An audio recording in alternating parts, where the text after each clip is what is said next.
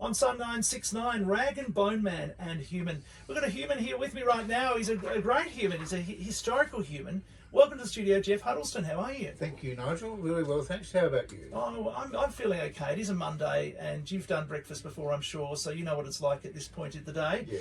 It's good to kind of be close to the end, but you're still feeling all of those moments of waves of tiredness. Yes, and a very good morning to SUN969 listeners. It's lovely to be with you this morning. Now, you used to read the news here back in the 1990s when the station started. You've also Yes. been involved with our sister station, 8HA. You were here back in 1975, is that right? 74. 74, In when we fact, started. This day, Yes. 50 years ago, is the anniversary of me commencing with 8HA Alice Springs. Wow. Now, Alice Springs, what was it like then? I mean, it's the obvious question. A very small town of Yeah. about 14,000 people. We've doubled in population since then. And the thing that always stays with me, Nigel, is that 9 days into my new breakfast position here at 8HA, Cyclone Tracy hit Darwin. Yes. And so Wow. we immediately sprang into action with a 3-day radio appeal here, which spearheaded by the late chairman of the board, Reg Harris, who was also heavily involved in Rotary. So we had the radio appeal and service clubs and so forth, and the whole community really embraced this, and they had staging posts both to the north and south of Alice Springs to look after the refugee evacuees from Darwin. So a lot of people didn't end up coming down here, didn't they? Yeah, they did, yeah. But back in the 70s, particularly south from Alice Springs, very perilous road conditions. Oh, yes. Most of it was corrugation, and people from interstate that didn't really know the lie of the land wouldn't have been aware of the treachery they were facing. So, of course, everyone was making sure that their vehicles were okay to continue to travel, that they had food, water and provisions and so forth. And as far as the radio appeal went, $110,000 Wow. raised in 3 days. Back then? Yeah, back then, equivalent to $11 a head of population. And we did a quick calculation. That money today would have been worth $750,000. So it just goes to show you. 750,000? Yeah. I feel like it would be more. But Yeah, well, that's about then. Wow. And since then, Nigel, it's been a doubling of the population here at Alice Springs. It's around about 28 mark now. So what was the population? 11,000 people, did you say? 14. 14,000 back then, So okay. it's basically doubled. Yeah, yes.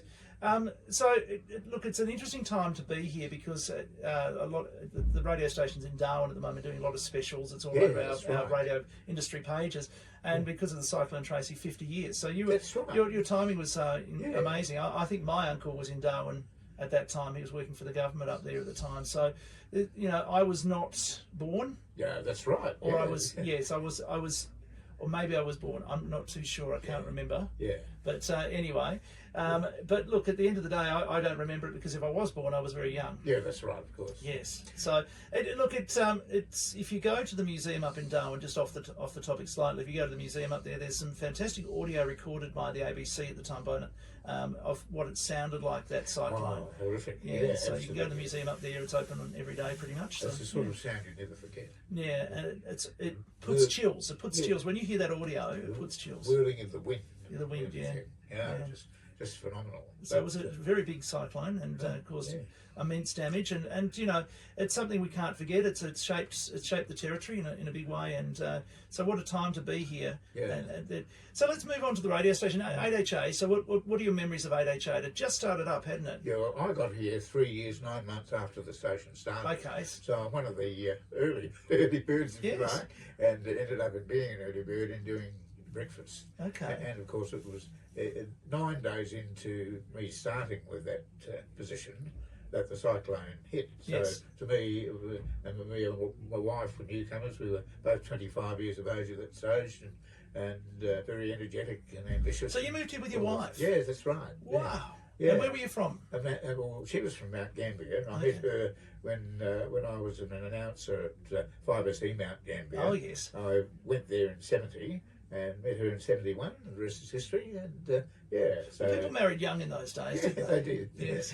And so we just after we were married, I was posted to 3GR Sale, which is Oh, yes, I've worked Latrobe there. Valley and I've worked and a very even then back in 1972, a very progressive radio station from which a lot of very famous radio people progressed. And I was fortunate enough to work with some very brilliant people at 3TR, which basically led to this appointment here as breakfast announcer on LHA. So, right, okay. you know, sort of developed my career. By the time I got here, I had about eight years' experience in radio.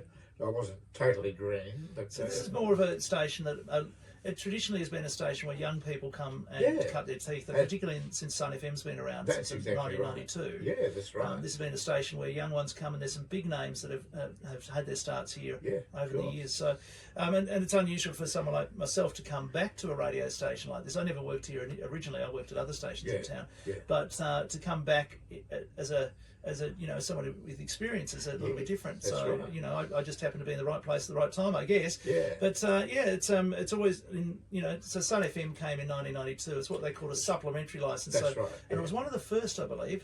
There's a supplementary license that were about, starting to take off in the 1990s. So what would happen is if you had an AM license, and you were the only AM commercial station in your market, you were entitled to get I think it was a fee of $10,000. It's a one-off fee. I think that's what it used to be. A supplementary.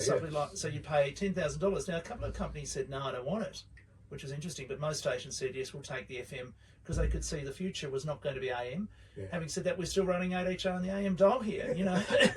Maybe not for much longer. You never know. But at the end of the day, I've just seen a few towers for the AM stations around Australia being knocked down in the last few days. The one in I think Taree in New South Wales has been knocked down, and Grafton's no longer AM. So there's a lot of stations going to the FM dial, and I believe in time 8HA will go to the FM dial as well. So the cost of running AM licenses is very high. The cost of the power, and the facilities, that sort of thing. Yeah. And in '92, when SUN969 started, I was already the news editor at AHA. On my second stint back here, I came back in late '86. Okay. And then I was the news editor for AHA. But when SUN969 started, I was also the news editor for that station. So what we used to do is have national news on the hour and local on the half hour. Oh wow! Split between AHA and Sun. So so it's sort of opposite stations. So that's right. Okay. Yeah. So, and you were here, your first stint from 1974. How long were you here for that one? 10 years. Yeah. So you were here 74 to 84, and then you came back in 86. 86. So you really only went away for 2 years. Yeah, that's right. And interestingly enough, Nigel, the reason I went away was I had a couple of federal government appointments. Well, firstly, in 81,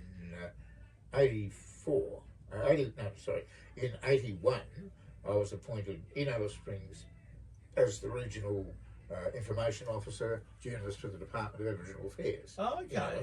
And so during that time, I was still involved, freelancing and doing bits and pieces for AHA.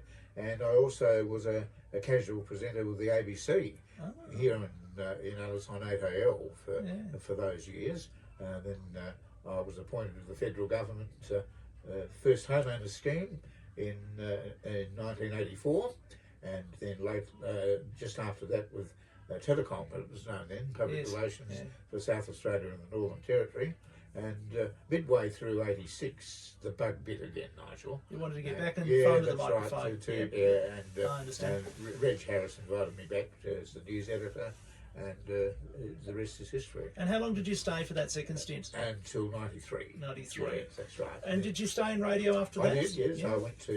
I went from here, I went to 5DN and 5AD under the ownership of Jeremy Cordell. Yes, Cordo. Reading news, and caught up with Jeremy very recently, just last night. How's Jeremy going? Yeah, good. We, every now and again, about twice a year, they call it the RAT, which is the Radio and Television Survivors. Yes. And they have a lunch. They have one in Melbourne as That's well. That's right. So, very recently. I'm not much of a survivor. I've only been in it I haven't been in it long enough. But yes, I have heard of the RATs. Yeah. Anyway, Jeremy was that. And just last month we caught up and had a lovely chat. So it was really good memories again. There's a sort of synergy between Alice Springs and Mount Gambier. In Mount Gambier in the southeast, I have a 54-year association which goes back to 1970 when I started there. So there's a similar sort of situation and remembrance or people's awareness, because in both cases, school children going to school heard me on the radio breakfast program. And those people now are aged between their late 50s and early 60s, mid 60s, and they remember that time as in their childhood. It blows my mind sometimes. Like I've been back in Melbourne. I used to be on some big community radio stations that were trying to get licenses. And even every now and then someone will send me a message through Facebook. You're the guy who used to be on that station back then. And as people, I mean, we should never take this for granted. And I don't think you do. I mean, radio people, we're very privileged and lucky to be in everyone's house, in their car. You know, they're having a shower, they're having breakfast, they're driving to school, work. We're in your workplace. You know, so we're very lucky. And that connection we have with our listener is really special. It is. You know, so I never take it for granted. I feel like every day I get to come and do a radio show, whether it's here or, you know, anywhere else I've ever worked. I'm always very excited and very happy to be having that opportunity, you know. And the thing that strikes me is that people remember. Oh, yes. They remember. It's part of their psyche. It's really nice to know, but it's sort of very humbling that they do and still regard that as some sort of association in their lives. Right. Well, look, we're running out of time, but you're going to be in town for a little while. You're doing some interviews. Now, tell us, people can hear these interviews. You've got a Facebook page set up at the moment, so you're putting all the audio there. Uncle Bruce is the boss here. Oh, absolutely. Now, this is another thing. I'd just like to mention this. Bruce Davenport has been extremely embracing of the situation. He's gone far beyond the call of duty, which I possibly imagined. And this interview series that we've done has been outstandingly successful, just wonderful. People were very graceful and gracious for their time. So they're local prominent people, aren't they? Yeah, they are. And they didn't hesitate to be involved. No. I know most of them, but some of them are newer acquaintance to me, and it was lovely to meet them, some of them for the first time, but they were equally as keen to be involved with their industry sector, like the cattle industry and tourism, just to name a couple. So name it, let us know, who have you got, like who are some of the people you talked to? Basically, the interview series is finished. I don't think I'll be doing any more. No. Apart from maybe a bit of local media if they are so inclined to follow the story up as to how it's gone. But overall, the whole experience has been heartwarming and very humbling to me, and I thank the community of Alice Springs for their cooperation and involvement in this one. So the audio is still on this Facebook page. So who did you talk to? We had Ted Egan, right? Okay, wow.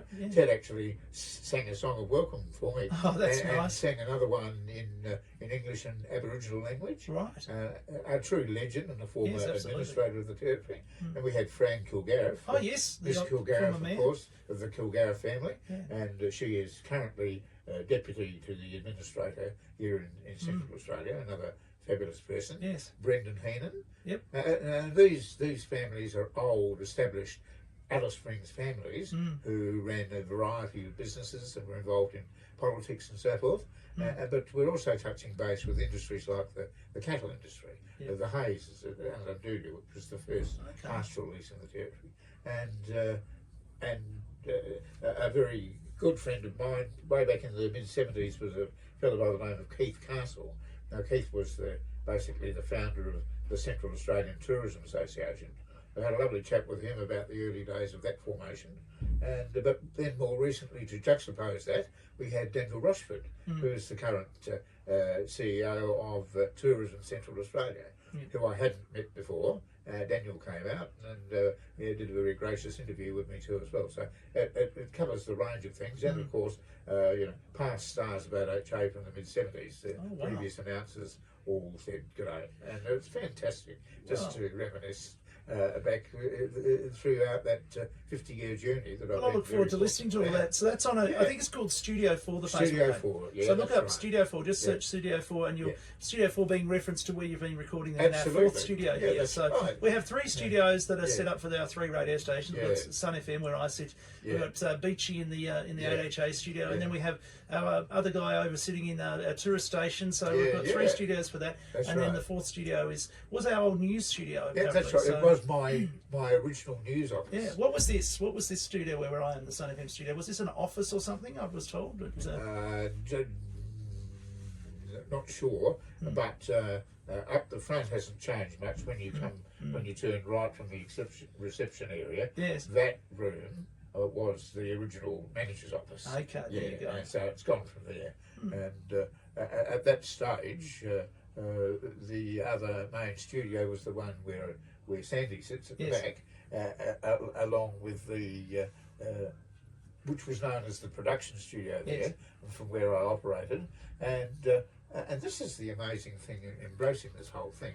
Bruce actually recommissioned and rewired that studio. Yeah, set it up for you. So we can do the phone calls and the personal interviews. Well, that's way beyond the call of duty. I wouldn't have thought. Well, hopefully I can use it again soon, maybe. That's right. That's so just sitting in there doing that brought back sensational memories of my journalism days. Because in the mid-70s, a lot of people like myself who started as announcers, about 76, a lot made the transition from announcing into journalism, which was, I'm one of those people. Well, look, we definitely have run out of time. I've really enjoyed it. I could talk all day to you, but thank you for joining us today. And good luck and enjoy yourself for the remainder. When do you fly back? Thursday, okay. Well, enjoy the rest of your week here, and everyone can have a listen to those interviews at Studio 4 is the Facebook page. Jeff Huddlestone, all the best, and thank you for coming in, and hopefully we'll see you in maybe another 5-10 years again. That's right. I hope to have you for the afternoon tea today. Yes, that sounds good. We'll be heading off to one of the local establishments in town. No worries. Thanks for that. Thank you to the SUN969 FM listeners too. Appreciate the opportunity. No worries. Thank you, Jeff. And our secret sound coming up next. It is worth $390.